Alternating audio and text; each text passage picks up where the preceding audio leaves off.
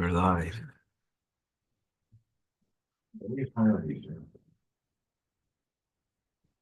Higher tone.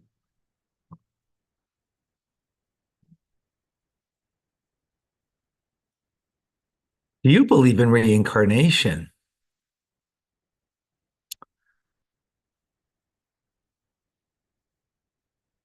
Why would there be reincarnation? I mean, after all, if we're just a body, once it's expired and the brain no longer is functioning and the heart isn't pumping blood, what is left? So, firstly, I suggest that all of us are real believers. And for me, the reason why I believe we're all believers is because we all have a sense of hope. Hope is, in a sense, a ridiculous idea. Where should that come from? Why should that be? Right? If the physical reality is the only reality, then it is what it is, and that's all, and there's no reason to have hope. Just the notion of it, where does that come from? Secondly, the notion that good people deserve good things. Where does that come from? Why should that be? Why is that very much an integral gut reaction that we have? Why does it bother us that it seems to be unfair when good people don't get good things and bad people seem to be successful? That's, for me at least, proof positive that we have a soul and we're not just physical beings. And that soul is divine. And that's why, just as God is all good, so we expect that good people deserve good. And just as God is all good and our soul senses goodness, well, that's why we have a sense of hope. It's all based on the soul that is divine. And from that perspective, there's a sense of innate, inherent purpose, a good purpose, a hopeful purpose that gives us strength, gives us the capability to move forward in life, which also gives us an appreciation or an understanding, or at least a intuitive sense that it's not over when our physical time in this world is over and the soul carries on. But where does it go? Well, Garden of Eden, to heaven, or the opposite place, temporary place of cleansing. We've learned about that. But why come back? Why reincarnation? That seems to suggest something even more. So, with that, welcome to Tanya Today. I'm Rabbi Ronnie Fine, coming to you from Chabad Zurich and Kadeshim in Montreal, Canada. It's a privilege and a pleasure to share with you the Tanya. We begin today the 29th letter. And in this letter, Alter Rebbe will address several things, including the concept of reincarnation, the concept of Torah learning, as we're doing now, and the uniqueness of it. We begin with a phrase from Mishlei, from Proverbs. King Solomon says, Eishas Chayil Ateres Baila. A woman of valor is the crown of her husband. I have such a woman of valor, my wife. And yes, it meant to be understood in the simple sense, but even more so, it's meant to be understood as a metaphor. What is the woman? What is the man? So the man is the written law of Torah, and the woman is the oral Torah, the oral teachings, like Tanya, like Rambam, Mishnah Torah, like the Talmud, the Mishnah, and so on. Right? That's all part of the oral Torah. So, of course, we need to understand then in this metaphor, why is the oral Torah the crown of the written Torah? So our sages say on this idea of crown that someone who makes use of the crown, meaning the divine wisdom, the Torah, meaning they use it for their own benefit, they will pass away from this world. Now, when we say the word crown, we specifically mean the Jewish law, halacha, like in Maimonides is studying Jewish law, as opposed to learning Tanya. We're not specifically learning Jewish law, but well, we'll see in a moment. In any case, the Talmud tells us that it was taught in the Academy of Elijah that whoever studies halachas, the crown of Torah, Jewish law, is assured a place in the world to come. Right? Again, crown of Torah is referred to over here. The halacha, the Jewish law. So Al Tereb asks why? Why specifically Jewish law? Why not the study of mystical teachings or the study of Chumash, the 5 books of Moses? Furthermore, why is it specifically that through the study of Jewish law, you get a share in the world to come, as opposed to learning mystical teachings, as opposed to learning, the 5 books of Moses? How do we understand that?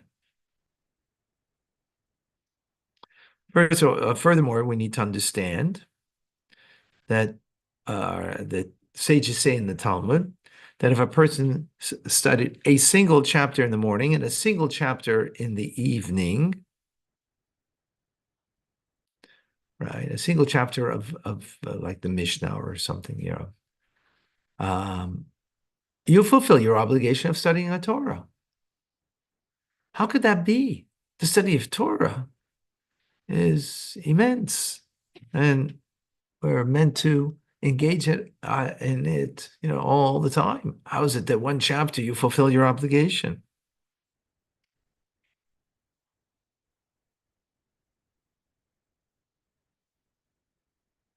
And especially we're talking about, a chapter of the Mishnah of Jewish law. Well, how about other areas? Why don't we fulfill it through that? Some good questions. So that is all a springboard to understand the following. The Arizal, Rabbi Isaac Luria, the 16th century sage, mystical sage, the father, modern day father of Kabbalah. So he speaks about the concept of reincarnation and gives us a very elaborate understanding of reincarnation. And he says that a soul can be reincarnated many times. Why? Because they need to fulfill all of 613 commandments of the Torah in thought, speech, and action. So not just to fulfill it in the act of doing the mitzvah, but you even have to fulfill it in your speech and in your thought. So, for example, um, you know, if you gave charity, right? Let's give that as an example. So that's an act. But if you didn't say, let's say, nice, kind words to the one that you're giving to, right? Like right now, we're in the midst of our campaign. So if you just gave and you didn't give with a nice, kind word, so you didn't fulfill it completely. And if you didn't do it with mindfulness, so you didn't fulfill it completely. Meaning the soul, if you just did the act of being charitable, well, it's going to have to come back, that soul, in order to fulfill it mindfully. Give you just by way of an example. Now, why is that necessary? Why do we have to fulfill 613 commandments? Right. And that is because the soul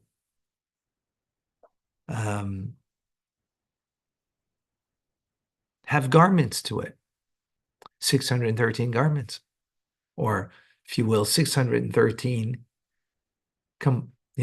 aspects of the soul. And each aspect of the soul needs a garment, a sort of protectorate, an interface, as we'll explain shortly. It needs that. Now, it needs that for all mitzvahs except for those that are of the 613 that a king has an obligation. So a king being the heart of the people, so therefore by him fulfilling it, so that's like the people fulfilling it, right? Now, there are some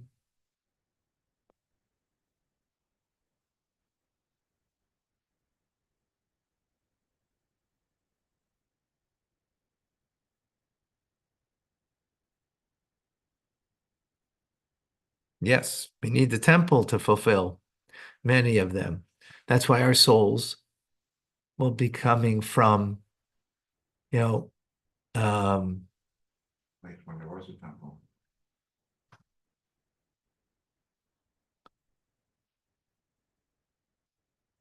place where there was, right?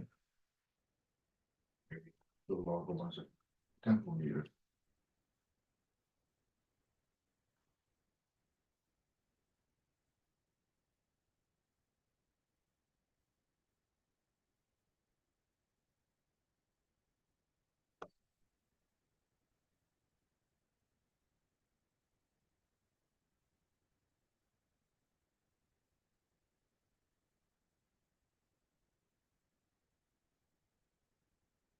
Okay. So, meaning our souls came from have come from many generations back, where we could have fulfilled those mitzvahs in the times of the Holy Temple that we don't have today. But why must you have garments for 613 commandments? Because as I said, the soul has 613 compartments, organs, if you will, to the soul. And each one, if it's lacking that compartment, that garment of the soul, that organ of the soul,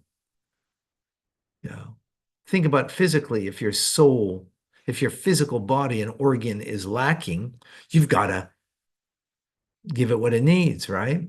God forbid there's something wrong with your liver. God forbid there's something wrong with your gut. God forbid there's something wrong with your right hand. You've got to give something to it, help it in a way to give it greater life, give it healing. So the same thing is with the soul. And the mitzvahs we do, 613, are juxtaposed to 613 organs, again, the metaphor of organ, we understand how every organ is crucial, uh, and that um, we need to bring healing to it, right? If it's lacking, that organ, so it needs to come back, that the soul, in order that it can um, fulfill everything, that the soul will be complete, right? Now, why does the soul need the garment of the mitzvah? What is important about that? Why does it need that?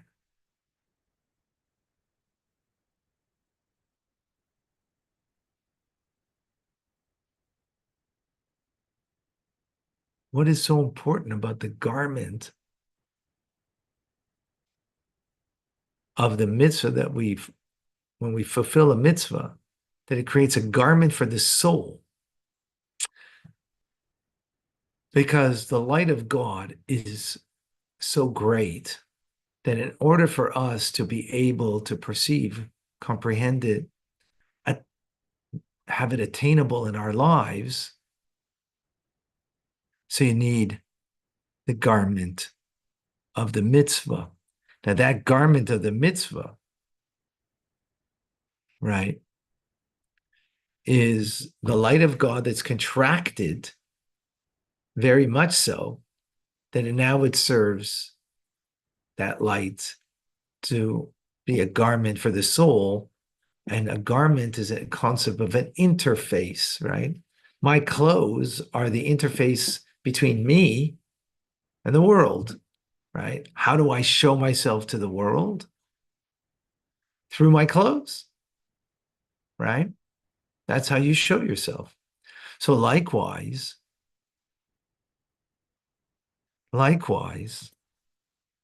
the mitzvah is what is the interface between the infinite of God and the finitude of the soul.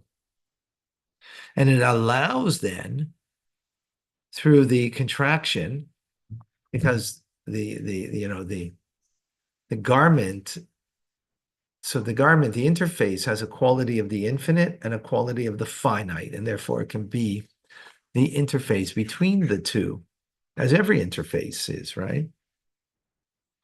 In order that the soul should be able to have the pleasantness of the infinite light of God through the mitzvah that creates the garment, allows the soul ultimately to be able to have the divine pleasure.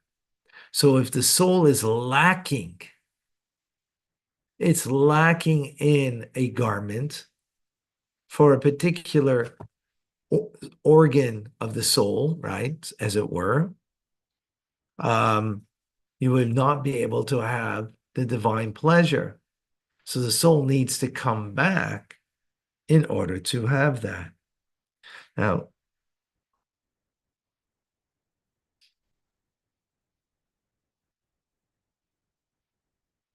so the metaphor the Alter Rebbe uses over here for that, the garment, right? The garment is like analogous to someone looking at the sun, right? So the sun would be the divine light of God, metaphorically, but you can't look at it directly.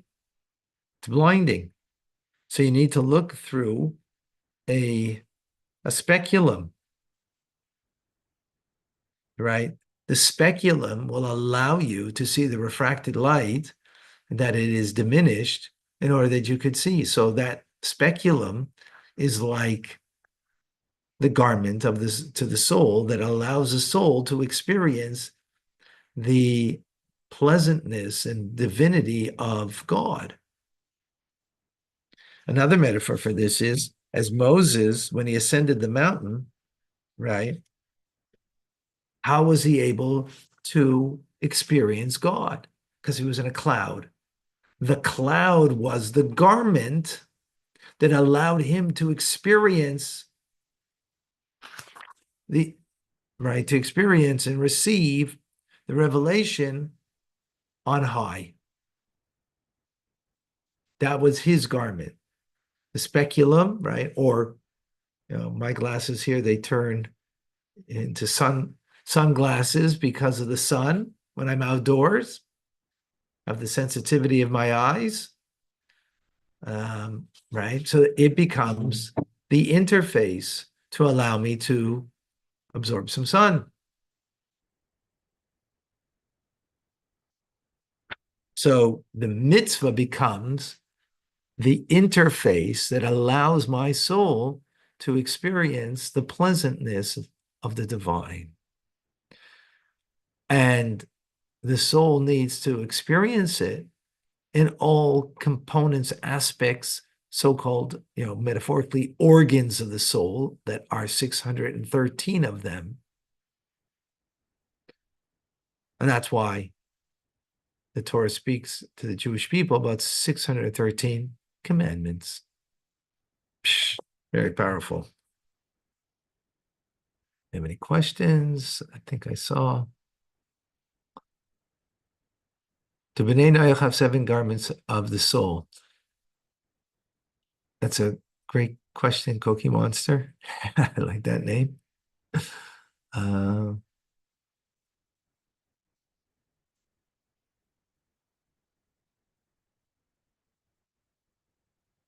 Great question.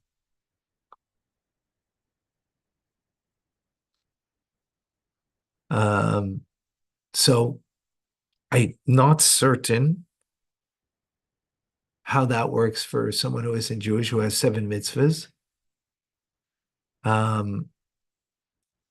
Because the Alter Rebbe doesn't speak about it here, and I'm not, I don't know from the Arizal's teachings how that's taught. Be quite frank, I don't know. I'll have to try to find and look it up and see how that works. Not certain. Good question. If you do not fulfill a mitzvah in one life, can you fulfill the mitzvah in the next life? And does that also apply to no? Yes, that's exactly the idea. That's why the soul has to come back. That's the concept of reincarnation.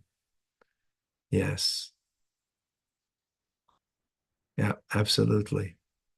When a person leaves this world after 120, which part is reincarnated? Is the nefesh, ruach, and neshama? Ah, good question.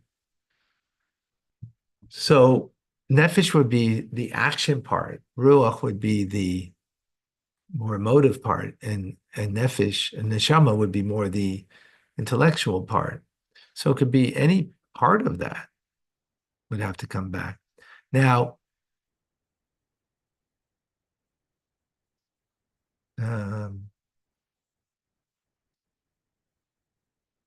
let me give maybe, when we speak about reincarnation here, give me just a moment here.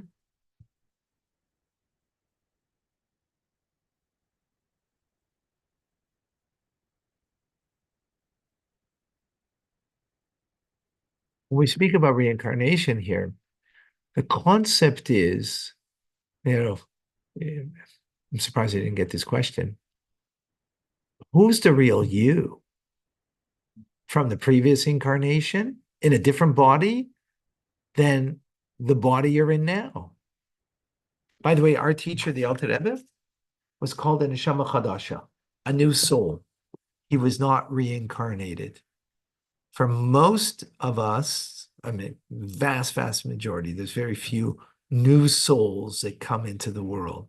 The Alter Rebbe was as such, and the reason we know that is because the Baal Shem Tov shared that on the day that he was born to his students, and he said he knew from on high what was going on over there. That's, righteous, holy people. The Rebbe knows such a thing, what's going on beyond this physical world. And he said it on Chai Elul, the 18th day of Elul, which was his birthday, the Baal Shem Tov, and is the Alter Rebbe's date of birth, 47 years later. He was not with the Alter Rebbe in his birth, so physically he was probably 1,000 miles away, but spiritually he was there, and he said, today a new soul has entered into this world that has never been introduced to this world. as a soul before, and his soul will turn over the world in his teachings, introducing a new light of God that has not been introduced into this world. And he didn't say the word Tanya, he didn't say, just his teachings will be a teachings that will be there to march towards the final redemption. It's only later on that people, understood who that was in reference, which is pretty phenomenal. But our soul has come back, but the way it's come back, the way a good way to envision it, imagine a tree with many branches. And on the tree, on the branch, there's leaves. That branch, everybody has, let's say, this mitzvah that they didn't fulfill properly, right? They, they speak slanderous, giving that as an example. Or another branch is being charitable, right? And they're not so charitable, right? Not so charitable in three dimensions, right? Because there's three dimensions of the soul: action, um, speech, and thought. So that leaf, and you're a specific leaf, means a soul and a body, and here didn't fulfill the mitzvah of charity complete.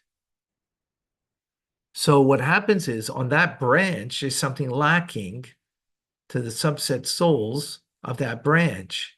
So what happens is it's not the same leaf that's coming back, not the same soul in the same body because you're in a different body. But on that branch now, a new leaf buds that is now responsible to take over from the previous leaf that came into this world, a soul and a body, that needs to fulfill the mission that was incomplete. So it's a kind of a continuation of the purpose of that person that needs to be completely fulfilled. That will bring then an elevation to the entire branch. That's the way I give it over. That's if we know which one's wrong. Ah, so now the question is, which mitzvah? I'll tell you in a second which one.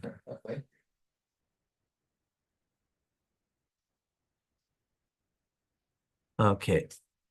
I hope that was a bit clear.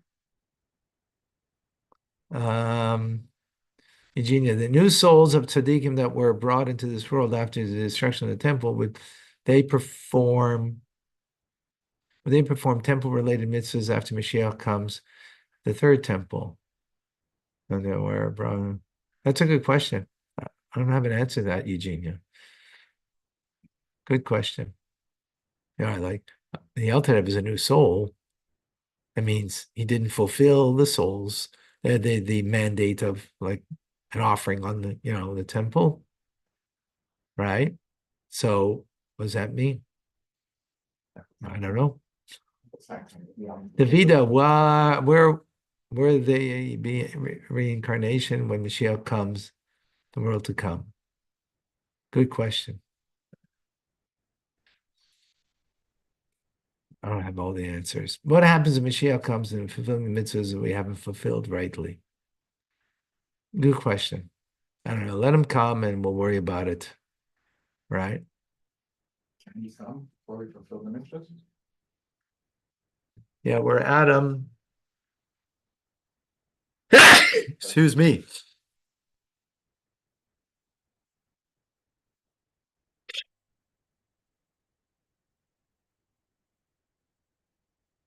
Will people recognize each other? So, will people recognize each other after a resurrection? Good. Don't be on my pay grade. I'm sorry. Yeah, we need Mashiach for this one. Good questions. Good. Vicky, so what does it mean we can't go backwards? We reincarnated previous level. If you mean backwards Again, what does it mean? Like, who am I today? Am I a soul in this body, or my soul belongs to another body? So my mission belongs to that branch of the tree that needs to be fulfilled. I'm a continuum of that mission that my related soul that is connected to me did not fulfill previously. Something to that effect, right?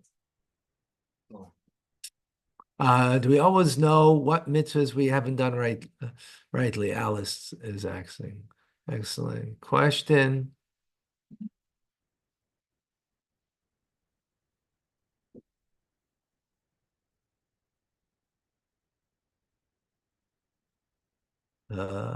Liba, yeah, okay. So the way I get it is not reincarnation, is that it's activated book of divine life, DNA of the divine spark of souls. I'm not sure what you mean, Yohanan, by that. Not clear. Okay, so let's um, first of all, let's appreciate why is there a concept of reincarnation? Because what God wants to give us is something infinite of Him. So we need a completion of us that we create the garment that's a interface that's able to give us His presence. Again, as Moses was on top of the mountain, he was in the cloud. That served as the interface for him, right? Or the metaphor of sunglasses, or the speculum that, when refracts the light of the sun, so you could um, gain from the sun, right? As opposed to looking directly at the sun is very unhealthy, right? We know that.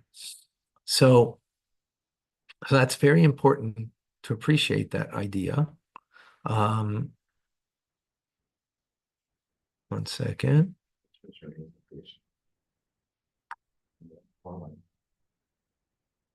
So how do we know what is our, mitzvah that we need to fulfill? So there's two things in our lives that we need to be very aware of. The things that we're really good at, the mitzvahs, right? And that's definitely a path that we need to take in the things that we're very good at. So, for me, I like to teach something that talks to my soul, to learn, to teach, particularly Tanya, together with everyone here. But also at the same time, where's my greatest struggle that constantly comes back at me? Now, that could be through a person. So you think that person is really, you know, pushes my buttons and is constantly doing it. So instead of looking at it and saying, they're a problem, right? They're not the problem. They're just bringing out a problem in me that I am not dealing with. And that's why it's constantly coming up. So recognize that what they are just introducing in my life is where my struggle is. And that's why it's constantly gnawing at me, that person, that thing, that trigger, because that trigger is something that in a previous lifetime I didn't deal with properly. And now I got to deal with it.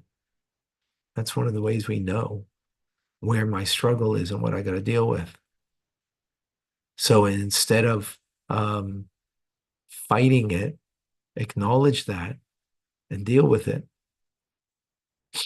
That is really healthy. That's really good. John, do we possibly reincarnate in a new version of the same body? No, no. Otherwise, then who's the real you? Is this why we have so many multiple interests during our lives? Exactly. Yep, exactly. So embrace that person, or at least embrace the struggle that that person is bringing to you, because that's part of your life. We tend to run away. Now, I don't mean if someone is physically being harmful to you. And emotionally, if they are harmful, psychologically, if they are harmful, um, if you don't have the wherewithal to understand this concept, then that's part of the challenge. If we can appreciate this, then we wouldn't be so harmed emotionally and psychologically. But if we're not appreciating this, then of course it's going to be very harmful. Um, and sometimes it means we have to stay away from that until we're ready to take the message, at least, that is coming from on high. Now, that person might be doing ill and doing evil, right? Being abusive, right? It doesn't mean to take the abuse. It means just take the message that is meant from on high. That is a very developed person, emotionally, psychologically, spiritually, to be able to take that message from someone who's even being abusive and recognize what is my, and it could be, by the way, that I'm not creating proper boundaries in my life. And that's what I need to do. Right. It's complicated. In TRC, we could deal with this more, but not here now. Does everybody that we reincarnate come back to this world to come? Mitzvah Hashem. Can a Jew be reincarnated into a non-Jew? Actually, yes, it can happen. The famous story of the Baal Shem Tov. Yes, of such a thing. It's possible. By the way, it's possible that a soul can be reincarnated into an inanimate object or into, believe it or not, an animal. It's possible. That's really painful for the soul. But that's what it needs sometimes, is that it can't accomplish what it needs to, only what someone else will accomplish through that thing. Yeah. More on that to come. Folks, just to give you a reminder, tomorrow we start live, but you can now already, and I want to thank several of you have been kind and come forward already to give towards our annual matching campaign, charity.com/chutzpah. We are collecting so I can do this without thinking twice, because otherwise, we're in a difficult position. But so please, if you haven't yet, there's the link. Please do help us out. That would be greatly appreciated. And also share it with others and tell them that, hey, that you gain a lot from what's been provided, and here's a way that you want to give back. And since charity has to be done with action, with speech and thought, so be mindful about it and share a kind word when you give, and share a kind word with someone else so that they will also appreciate and give. That would be amazing. I'm Rabbi Ronnie Fine, coming to you from Chabad Zurich and Kadesh in Montreal, Canada, where it's a privilege and pleasure to share with you the Tanya. Again, charity.com/chutzpah/ Yes, Rabbi Fine.